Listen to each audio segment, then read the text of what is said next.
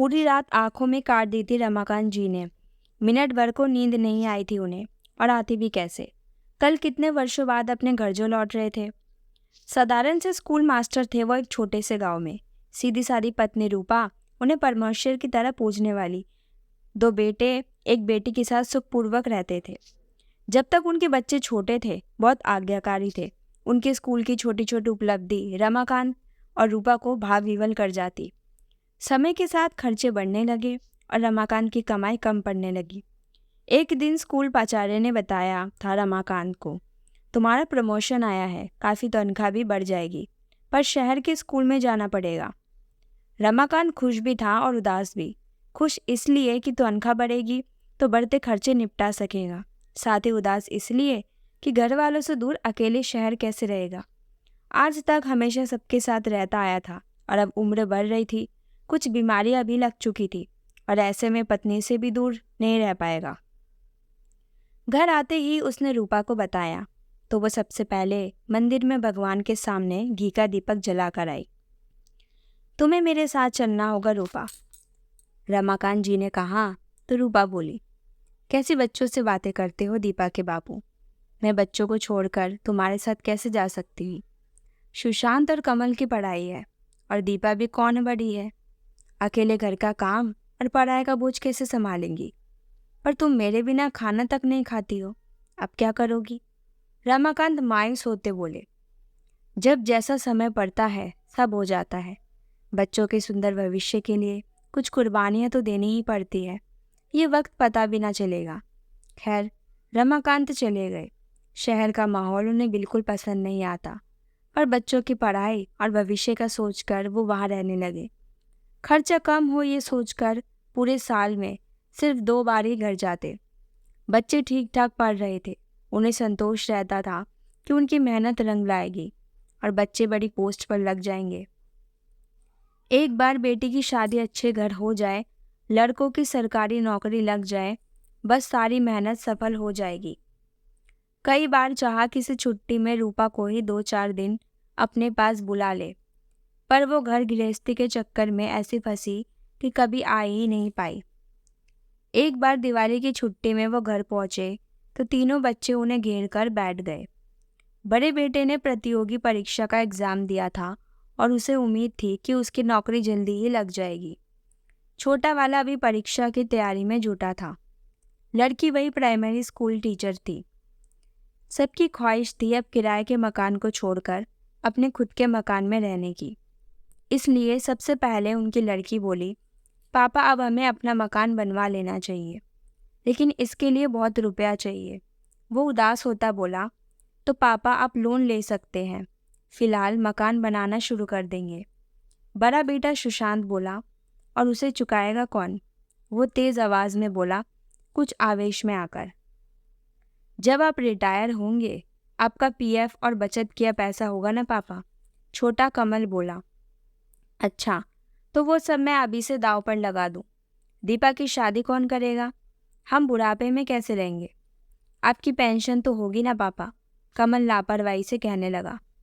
बड़े नादान हैं ये सब, रमाकांत सोचने लगे।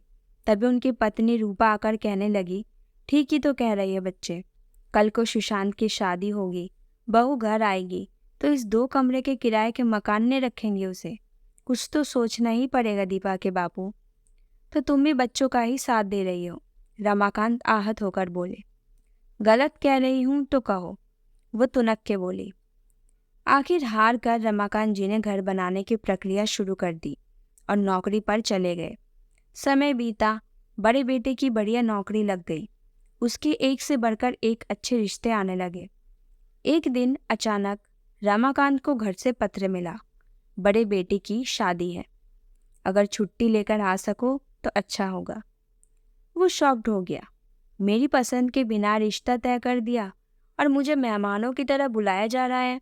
खैर, घर गया। लड़की बहुत अमीर घर की थी।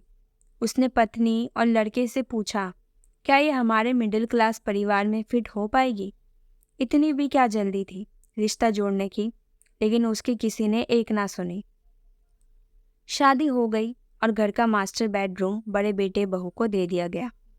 रमाकांत को अच्छा नहीं लग रहा था, पर संतोष कर रह गए। कौन सा मुझे अभी यहाँ रहना है? जब रूपा कॉम्प्रोमाइज़ कर रही है तो मैं भी चुप रहता हूँ, बिना बात बच्चों से बुराई मोल लूँ। फिर अपने काम में जाकर रम गए थे वो।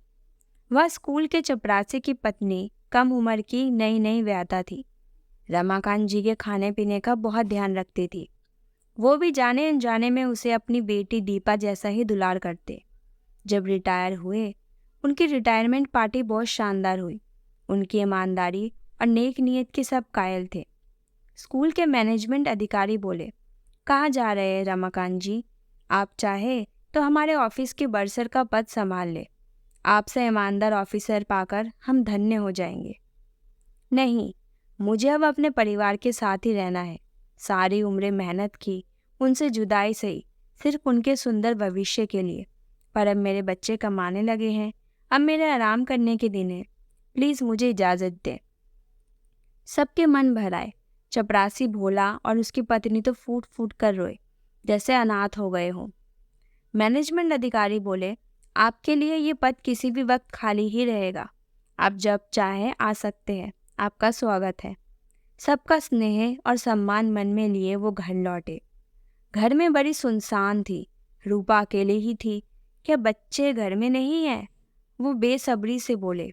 सब पिकनिक पर गए हैं 2 दिन से, रूपा बोली। उन्हें मेरे आने के बारे में पता नहीं था? थोड़ा उत्तेजित हो बोले। अब क्या अपना प्रोग्राम बीच में रद्द कर आते? आ जाएंगे। तुम कहाँ भागे जा रहे हो? अब हमेशा घर में खाली ही तो रहना है, वो बोली। वो चौंके, पलटकर रूपा को देखा। खाली ही तो रहना मतलब? क्या आप फिर चले जाए? अच्छा, मेरा सामान किस कमरे में रखना है?